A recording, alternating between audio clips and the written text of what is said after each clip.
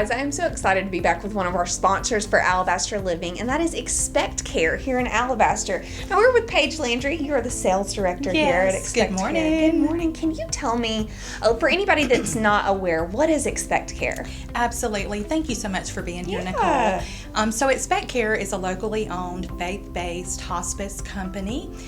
We are located in Alabaster, is our home office, and we service 6 counties. Okay. So we have a couple of different programs within ExpectCare. We have hospice, and then we have palliative care. Okay. And we love our community.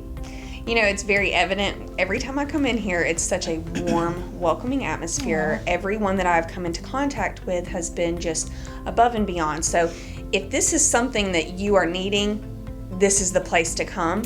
But today we specifically want to talk about caregiver burnout, right? Absolutely. A real crisis. And Nicole, I think that before the pandemic, caregiver burnout was a real thing, Right. something that I've experienced. You probably know lots of people or have experienced Right. it. But in the midst of the pandemic, it is a tremendous problem. So I want to talk about even what is a caregiver. Right, because, I mean, obviously we think of caregiver as maybe someone that's caring for an elderly parent, but that might not be our only situation here, right? Absolutely. Okay. So obviously we do meet those needs. But when I think of caregiver, I think of someone who regularly serves someone else. Like you are responsible for the care and the livelihood of someone else. So that could be a parent, that could be a husband, a wife, a child, that could be an owner of a pet. Right. I mean, let's be honest, you've got to make sure you go home and make sure they're fed and let out. Right. So it's just being regularly assigned to take care of someone else. For me, that means my mom across the miles. She's an hour and a half away, so she's always on my mind. Right. So it doesn't always look like, you may think it does. We meet all of those needs. Okay, so obviously with the pandemic, the isolation that we are all experiencing is a real thing. Absolutely. But from a caregiver perspective, I can imagine it feels so much bigger, so much more isolating.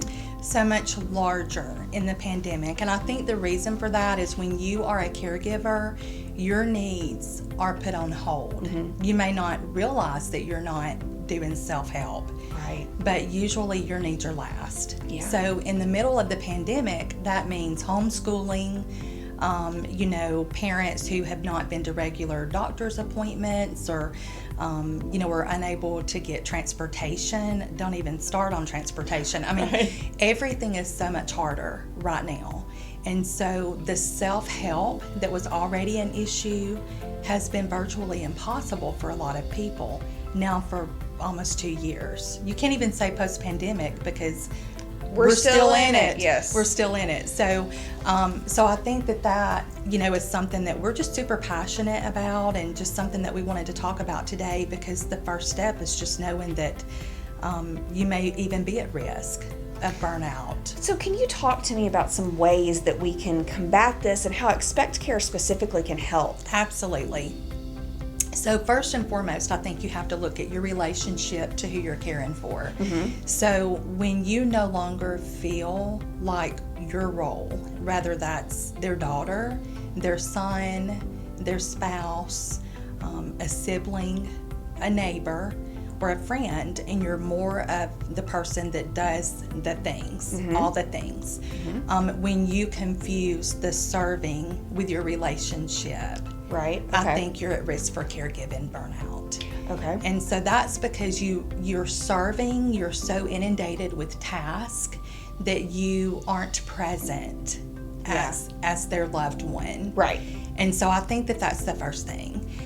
When you're just so busy, we're talking about Mary and Martha in the Bible and how different their perspective was of Jesus's visit. Right. One was, Martha was running around all crazy and Mary just wanted to sit at the feet of Jesus. Right. So you can become so busy doing what you do that you're not even present for your loved one.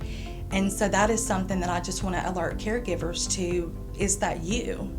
have you confused who you are with what you're doing? Right. And so how, if they feel like, hey, this is resonating with me so much, like I'm really feeling this right now, what can they do?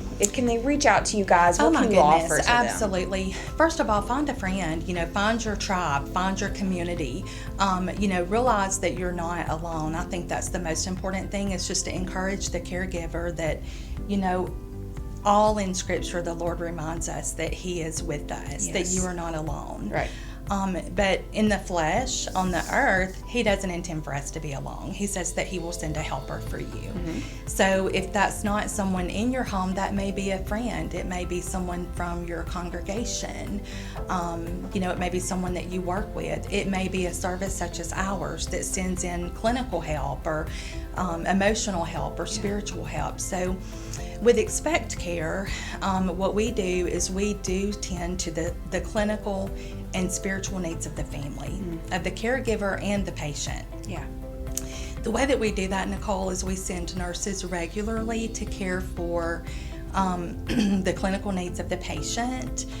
We have bathers who can go and let the family step away and let them, you feel better when you feel clean and you feel comfortable, so that doesn't always have to be a task that the family or the caregiver has to do. Once we establish that trust, which takes some time, you do things, nobody's going to do things the way that you do, but as we learn how you want it, then when we're in the home, you can step away and take care of yourself and run your errands and do all the things. The best part of what we do is 24/7 on call. So if it's a day that we've been out to see you and something happens later and we need to come back, we can do that. You can always call our main number and get someone on the other end of the phone. Sometimes we can triage what they need over the phone, or we may make an extra visit. And I want to stop here and say that's not only in a residential home, that could also be in a facility. The nursing homes right now, oh my goodness, caregiver burnout, talk about all the COVID and all the things that we're having to, work through nursing homes, hospitals. Right. Being able to go and help that nurse know you're doing everything that you can do, or, hey, have you tried this? So it's just an extension of the clinical needs in the facility, but especially in the home, to provide that comfort and dignity to the patient. Wow. Yeah. We also have chaplains that go and provide spiritual support to the patient and to the family. Super important to me, obviously, as an individual. I've spoke about my faith, but to our company, we are a faith-based organization. Our mission, Nicole, is to glorify the Lord. Yeah. So reconciling relationships within families, before the Lord calls them home, there's nothing like being able to talk through, maybe you wasn't present all through those years, but you're here now. And being able to just see those bridges come together before the time is near is something that's personally important to me and to our ExpectCare family. I think you can see, just as I can see, how genuine and real Paige, and not only Paige, everyone here at ExpectCare is. The resources that they can offer, just I feel like are priceless, and it's something that everybody can probably use at some point or another. Absolutely. What would be the best way for someone that this is really speaking to reach out to you guys? Absolutely. Thank you so much. So our website is expectcare.com. Super easy to find and navigate through. The bullets on the left side will tell our mission, what our services involve. Personally, I would love to be a resource. Not only am I our lead sales director, but I'm also a nurse, and so I can be the first point of contact. Yeah. And then, of course, call the office. You would get any of our ExpectCare members on the phone, and they'll take down the intake process, and we'll get started. Can I tell you the best news? I would love to hear the best news. Because it all sounds really good. The best news is it's covered by insurance. That's great news. Everything that we do is there's no exhaustion benefit. So awesome. However long you need us, once we know that you qualify, and we'll go through all of that through the intake process. Super easy. Doesn't cost anything to make a phone call, but it gives you the world. And so covered by insurance. We have a charity fund for those that are uninsured, so cost is not an issue. Okay. So reach out regardless of how they're feeling in that area. Absolutely, you will be blessed. We are incredibly blessed to have ExpectCare, not only in Alabaster, but as a sponsor of Alabaster Living. Huge. Thank you guys so very much for what you're doing in our community and beyond. We really appreciate it, Thank you Paige. so much for what you do. We love you guys. Thank you.